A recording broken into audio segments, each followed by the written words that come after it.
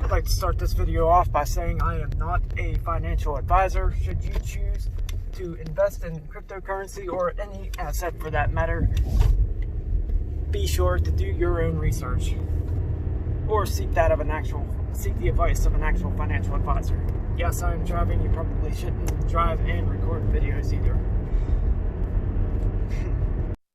Okay, so I'm not going to be diving too far into technical analysis in this video.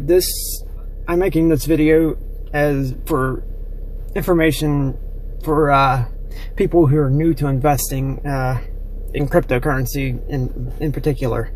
Now, I'm just going to go over the best way to get into the market and the best way to exit the market on the long term. This isn't day trading. I mean, this could be a way of swing trading in the long term, but not necessarily day trading. All right, I'm going to try to keep this as simple as I can. Now, for buying into this, okay, to start with, before I go into that, if you've never really done any research on Bitcoin, you should know that Bitcoin tends to move in cycles. And they seem to be centered around the halvings. And as you can see, when a halving happens, about a year or so after, the price explodes, and then it peaks, and then the bear market happens, and it kind of reaccumulates, then it blasts off again, and now that's where we're kind of at now. And of course, this particular prediction chart is showing that we could potentially go anywhere from 120k to 310k. But that's not really what this video is about. This is about buying and selling if you don't really know what you're doing. The best way to buy into this market, honestly, the easiest way is to dollar cost average. To basically just put a certain amount in every week, like $200 a week, or $100, or even $50, depending on what you can afford. Now, we have 4 months right now. We have about 4 months from now to the block halving, and then there's still gonna be time after the block halving, because it's not gonna just immediately skyrocket right after block halving. No, it's gonna take some time. So you probably, honestly, hold on here. You can probably start dollar cost averaging now, and maybe even go all the way into the next year, and then hold. Or you can just keep dollar cost averaging until as the price goes up. But at a certain point, it's not going to be really. There's not going to be too much point to it. Now, after you buy, since you're dollar cost averaging, you're going to want to know. You're going to probably want to know when the best time to sell is after this. When this cycle comes to an end, when it peaks. Well, I can tell you one thing: you're not going to be able to find the top. You're not going to be able to call the top. There's nobody who can actually call the actual top. You can get as close to it as you possibly can, but you will never 100% land on the top. It's just not possible. So you should, an easy way to do this. I mean, it probably won't be as profitable as, like, you probably won't make as much profit as very experienced traders, but you can still make a lot of profit doing this. Now, when Bitcoin peaks, it's likely gonna come crashing back down, and this is when you should make a new best friend with the 200 daily moving average. Now, this moving average is a good indicator of whether we are in a bull market or a bear market. Like for the last cycle, for example, when we were in a bull market, the 200 daily moving average was under the price. When we went into a bear market, it was over the price, and then when we went back into a bull market, it was under the price, and so forth. So that would make it's a good sell signal or buy signal for the long term. So once this price, so it's gonna when we take off on our next bull run, the 200 daily moving average will likely be below the price during the whole run.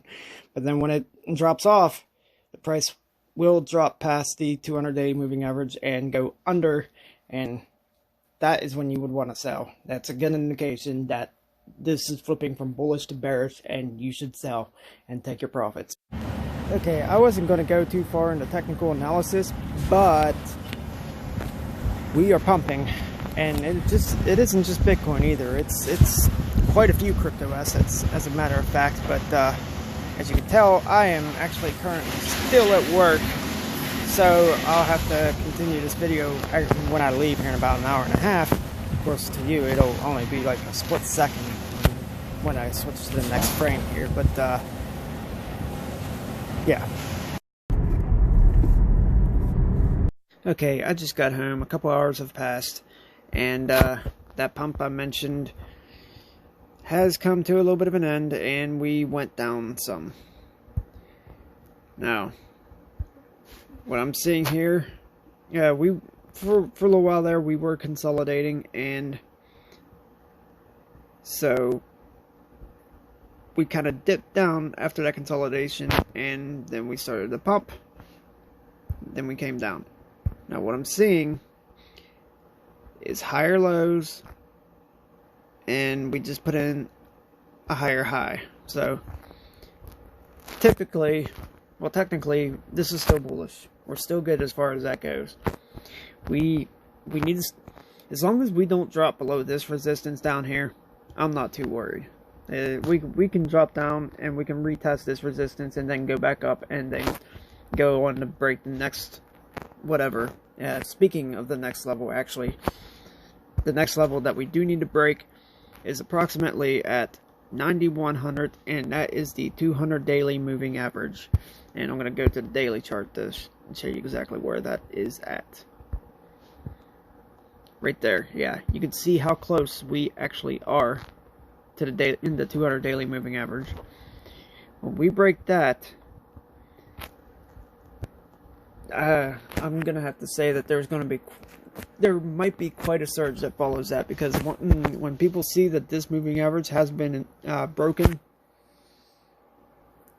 that's gonna tell them that technically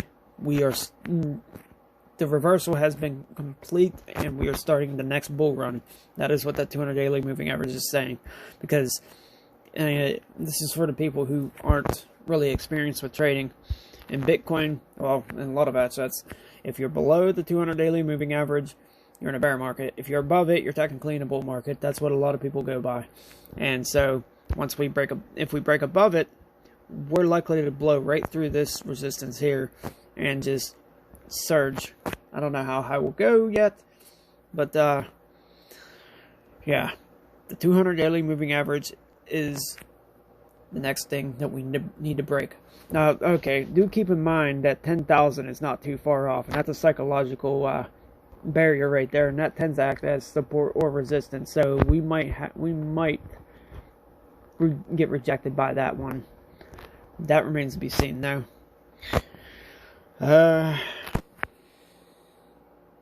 Yeah, I think that is all I got for you guys. So I'll see you next time.